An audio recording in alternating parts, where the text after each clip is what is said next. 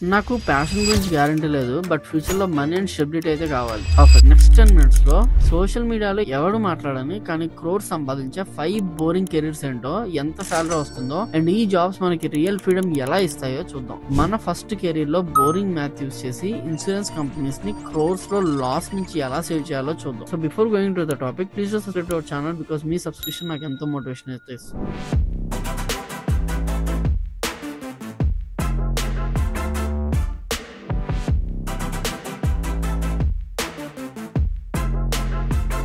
So point number 1, risk calculate. Actuarial science ఇదే మన first boring career. Actuarial science అంటే ఏంటి అంటే, ఫస్ట్ యాక్చురీస్ ఏం చేస్తారు అంటే రిస్క్ ని క్యాల్కులేట్ చేస్తారు. Insurance companies, banks, investment firms ఈ ర్యాండమ్ ఈవెంట్స్ ఛాన్సెస్ ఏంటో చెప్పడానికి యాక్చురీస్ అనే వాళ్ళు అవసరం అనమాట. వీళ్ళ వర్క్ ఏంటి అంటే మ్యాథమెటిక్స్ అండ్ స్టాటిస్టిక్స్ ని యూజ్ చేసి ఈ పర్సన్ లోన్ పే చేయడానికి ముందే డైయింగ్ ఛాన్సెస్ ఎంత లాంటి బోరింగ్ క్వశ్చన్స్ కి ఆన్సర్స్ వెతుకుతుంటారు అనమాట. ఫ్రెషర్స్ కి 6 lakhs to 8 lakhs నుంచి స్టార్ట్ అవుతుంది. అదే 5 to 6 ఎక్స్పీరియన్స్ ఉంటే 30 to 50 lakhs వరకు ఈజీగా సంపాదించగలరు. అండ్ దానికంటే ఎక్కువ వెనకాల బిల్లు బాగా సంపాదిస్తారు. ఫర్ ఎగ్జాంపుల్, ఒక పర్సన్ ఇన్సూరెన్స్ తీసుకోవడానికి వెళ్ళాడు. ఆ పర్సన్ కి సమ్ రిస్క్ ఉంది. ఈ యాక్చురియల్స్ అనే వాళ్ళు అంటే రిస్క్ క్యాలిక్యులేటర్స్ ఎవరైతే ఉన్నారో వాళ్ళు నీకేం రిస్క్ లేదని చెప్పేసి ఒక్క సంతకం పెడితే కొన్ని లక్షలు కోట్లు సంపాదించవచ్చు అనమాట వీళ్ళు. ఇది పెద్ద పెద్ద కంపెనీస్ ఇలాగే చేస్తూ ఉంటాయి. ఫుల్లీ క్వాలిఫైడ్ అయితే 80 lakhs కూడా ఎర్న్ చేస్తారనమాట ఒక్కొక్క డీల్ కి, లేకపోతే మంత్ కి, కంపెనీని బేస్ చేసుకుని. టోటల్ గా 15 ఎగ్జామ్స్ క్లియర్ చేయాలన్నమాట. దీనికి 5 to 7 years పడుతుంది. కానీ ఇండియాలో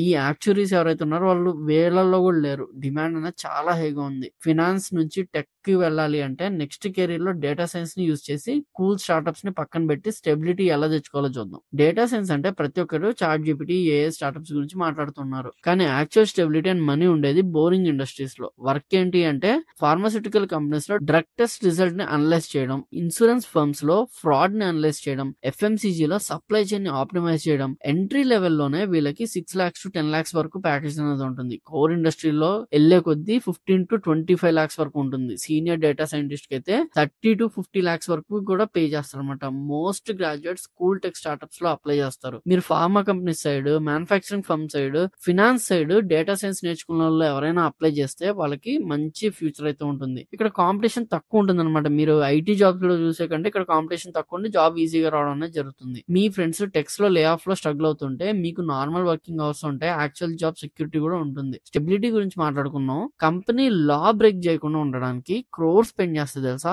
ఆ బోరింగ్ జాబే నెక్స్ట్ మనం తెలుసుకోబోయేది, the rule reader, compliance officer. Compliance officer ఈ కెరీర్ మనకి కంపెనీస్ లా బ్రేక్ చేయకుండా ఉండడానికి ఎగ్జిస్ట్ అవుతుంది. జాబ్ ఏంటంటే రెగ్యులేషన్స్ చదివి కంపెనీ వాటిని ఫాలో అవుతుందో లేదో చూడటం. ఆఫీస్ లో మోస్ట్ పాపులర్ పర్సన్ కాకపోయినా మోస్ట్ నెసెసరీ పర్సన్ అనమాట ఈ కంప్లైన్స్ ఆఫీసర్స్ అనే వాళ్ళు. ఇక్కడ ఏంటంటే ప్రతి స్కామ్ తర్వాత రెగ్యులేషన్స్ ఇంకా స్ట్రిక్ట్ అవుతూ ఉంటాయి. So demand keeps going up. Banks లో గానీ, ఫార్మాలో గానీ, ఫిన్టెక్ లో గానీ, స్టార్ట్అప్స్ లో గానీ ప్రతి చోట గవర్నమెంట్ కొత్త కొత్త రెగ్యులేషన్స్ అన్ని తీసుకొస్తూ ఉంటుంది. ఆ రెగ్యులేషన్స్ అన్ని ఆ కంపెనీ ఫాలో అవుతుందా లేదా అని ఆ కంపెనీలోనే ఉంటూ చెక్ చేసే వాళ్లే ఈ కంప్లైన్స్ ఆఫీసర్స్ అన్నమాట. ఇక్కడ మన ఎంట్రీ లెవెల్ లో 6 lakhs to 10 lakhs మధ్య ఉంటుంది. అదే మిడ్ లెవెల్ లో 15 to 25 ఉంటుంది. అదే హెడ్ ఆఫ్ కంప్లైన్స్ అయితే 40 lakhs to 60 lakhs మధ్య పే చేస్తారు అనమాట. రెగ్యులేషన్స్ ఎప్పుడు ఉండనే ఉంటాయి. సో మీకు జాబ్ సెక్యూరిటీ టెన్షన్ అయితే ఉండదు. ఇప్పుడు ఆఫీస్ లో కూర్చోకుండా డైనమిక్ గా ఉండే బోరింగ్ జాబ్ ఏంటో చూద్దాం. సప్లై చైన్, ఫ్లిప్కార్ట్, అమెజాన్ లో ఉండే ఇన్విజిబుల్ మనీ సేవర్ వీళ్ళు అనమాట. అదే supply chain manager. E commerce అంటే అందరూ మార్కెటింగ్ యాప్స్ గురించి మాట్లాడతారు. కానీ మీరు ఆర్డర్ చేసిన ప్రోడక్ట్ మీ చేతిలోకి వచ్చే ప్రాసెస్ ని సప్లై చైన్ మేనేజ్ చేస్తుంది. ఇక్కడ వర్క్ ఏంటి అంటే logistics, planning, optimisation and Excel తో గేమ్స్. ఎన్ని వేర్ హౌసెస్ కావాలి, డెలివరీ కాస్ట్ ఎలా రెడ్యూస్ చేయాలి, మాక్సిమం స్పీడ్ తో ప్రొడక్ట్ ని ఎలా పంపాలి, ఇదంతా కూడా వీళ్ళు చూసుకుంటారు. పేపర్ మీద బోరింగ్ గా ఉన్న ఆపరేషన్స్ కి ఇది వైటల్. డెలివరీ రూట్స్ ని ఆప్టిమైజ్ చేయడం వల్ల కంపెనీస్ కి క్రోర్ సేవ్ చేయొచ్చు. ఎంట్రీ లెవెల్ లో 6 to 10 lakhs మధ్య ఉంటుంది. కొద్ది ఇయర్స్ తర్వాత 12 to 20 lakhs వరకు వెళ్తుంది. Senior supply chain managers at Amazon, Flipkart లో 25 to 40 lakhs వరకు అర్న్ చేస్తారు. డైరెక్టర్స్ అయితే 50 lakhs వరకు అర్న్ చేస్తారు అనమాట. ఇది రీజన్ ని బట్టి, జోన్ ని బట్టి ఉంటుంది. అంటే హైదరాబాద్ రీజన్ లో ఎక్కువ ఉన్నాయి అనుకోండి, అక్కడ ఉన్న డార్క్ స్టోర్స్ లేకపోతే అక్కడ ఉన్న వేర్ హౌసెస్ కి ఒక సప్లై చైన్ చైన్ మేనేజర్ ఉంటారు. అదే అలా కాదు, చిన్న ఊరు ఉంది అనుకోండి, ఆ ఊర్లో ఎక్కువ రావు కాబట్టి అక్కడ కూడా సప్లై చైన్ మేనేజర్స్ ఉంటారు కానీ అక్కడ ప్యాకేజ్ అనేది తక్కువ ఉంటుంది. సో ఈ రోల్ మీ ప్లేస్ లొకేషన్ బట్టి డిఫర్ అవుతూ ఉంటుంది. మీ వర్క్ అయితే బాగా విజిబుల్ వస్తుంది. అంటే అక్కడ సప్లై చైన్ లో ఎటువంటి ప్రాబ్లం లేదు, అంటే ఏదైతే ఆర్డర్ పెట్టారో కస్టమర్ కి విత్ ఇన్ టైం డెలివరీ అయిందంటే మీ కంప్లీట్ వర్క్ డన్ అనమాట. సో ఈ కామర్స్ ఇండియాలో ఎక్స్ప్లోడింగ్ లో ఉంది. మీకు తెలిసిందే, ఇవి రోజుకొక ఈ కామర్స్ యాప్ మింత్రా అని, ఫ్లిప్కార్ట్ అని, అమెజాన్ అని ఇంకేవేవో వస్తూనే ఉన్నాయి. సో ప్రతి ఒక్క చోట ఈ సప్లై చైన్ మేనేజర్స్ అనేది చాలా ఇంపార్టెంట్ రోల్ అయిపోయింది. సో ఎవరికైనా ఇంట్రెస్ట్ ఉంటే అటు సైడ్ కూడా మీరు కెరీర్ చూస్ చేసుకోవచ్చు. టెక్నికల్ బ్యాక్గ్రౌండ్ లేని వాళ్ళకి హైయెస్ట్ పేయింగ్ బోరింగ్ జాబ్ ఏంటో చూద్దాం. ఇది ఒక డిటెక్టివ్ లాంటి వర్క్, కానీ సిఐడి స్టైల్ అయితే ఉండదు. అదేంటి అంటే ఇంటర్నల్ ఆడిట్ అన్నమాట. ఇంటర్నల్ ఆడిటర్స్ వీళ్ళ జాబ్ కంపెనీస్ వాళ్ళ ఓన్ రూల్స్ ని ఫాలో అవుతున్నాయా లేదో చూడటం. ఇది డిటెక్టివ్ వర్క్ లాంటిది. వర్క్ ఏంటి అంటే ఫైనాన్స్ ఎక్స్పెన్సెస్ కరెక్ట్ గా అప్రూవ్ చేసిందా, హెచ్ఆర్ రిక్రూట్మెంట్ ప్రాక్టీసెస్ ని కరెక్ట్ గా ఫాలో అవుతున్నారా, ఇన్వెంటరీ నెంబర్స్ అక్యురేట్ గా ఉన్నాయా, గ్యాప్స్ ని ఫైండ్ అవుట్ చేసి రిపోర్ట్ చేస్తారన్నమాట సిఇఓస్ గానీ కంపెనీ హెడ్స్ కి గానీ. సిఏ కాకపోయినా పర్లేదు, ఎనీ గ్రాడ్యుయేట్ ఆడిట్ లో ఎంటర్ అవ్వచ్చు.